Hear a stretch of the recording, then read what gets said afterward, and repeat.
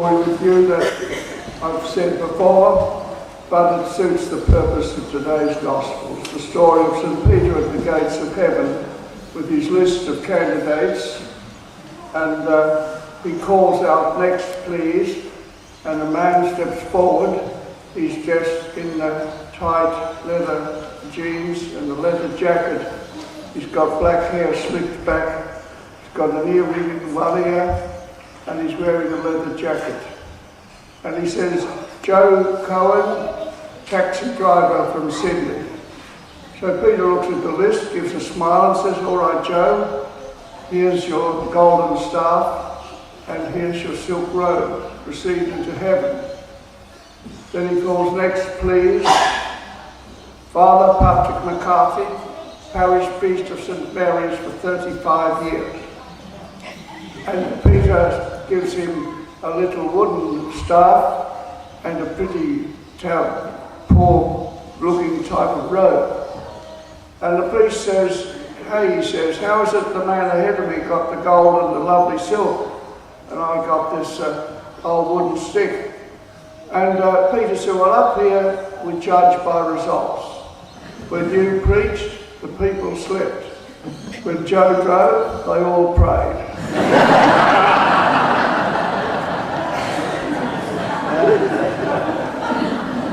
So the point of that is that the results of Jesus Christ, it wasn't an academic exercise when those people came from John the Baptist.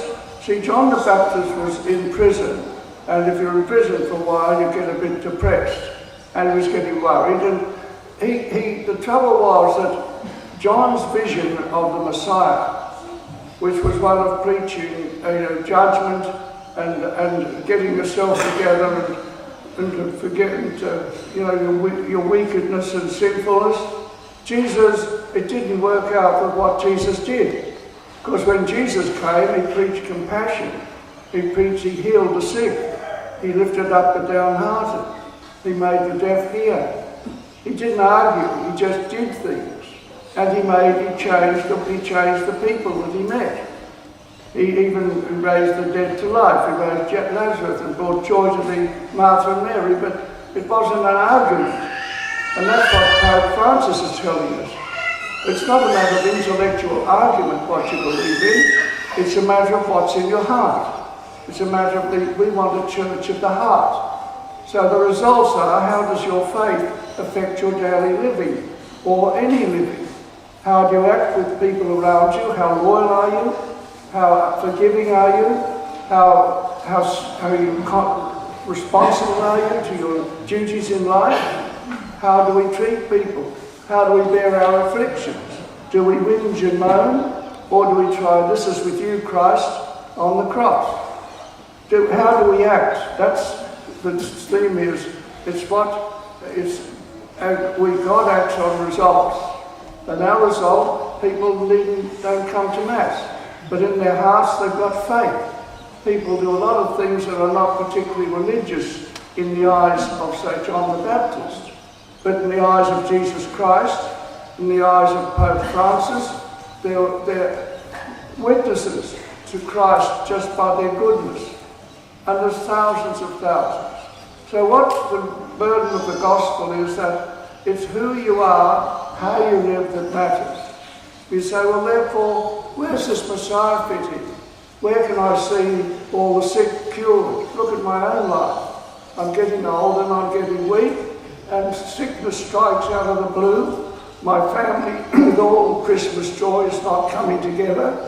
We all have our problems. Of course we do. But that's how it is in life. And though the Messiah has come, as the gospel, as the reading says, you've got to be patient. The world that Christ wants to happen is not happening. It may be moving forward inch by inch or centimetre by centimetre, but I don't know. But all I know is that the world we live in has got many, many difficulties and problems for the average person. And to maintain your faith and to be strong and to know that God is with you in everything, that he never abandons us. So when it says in the Gospel at the end that the least in the kingdom of heaven is greater than John the Baptist, That seems an extraordinary phrase, but it's really saying John the Baptist never could receive Christ in communion. John the Baptist couldn't just be raised again. He was there doing a job, and he did it well. But Jesus came and he changed the whole approach. One of compassion, of love, of mercy, of healing, of strengthening. And the same work goes on for you and me. Nothing works out completely right in life. It's an imperfect world, and that's who we are. But we come now, rallying today, by being here at Mass. And the fact that we walked into the church is a great gift, a great act of faith. And we just sit here, and he comes to us through the words of the Scripture, through the wonderful Eucharist, where he shares with us, coming to nourish us with his own body and blood. John the Baptist didn't have that. So therefore, Jesus says, we are privileged and grateful people for that. So we just can only be grateful today, pray for God's strength in our lives, help us to be true to ourselves and who we are, to bear with the problems that come patiently, but with hope, and knowing that the wheels of God grind slowly, and very slowly at times. So we just have to ask for the strength we need and a deepening of hope as Christmas comes near.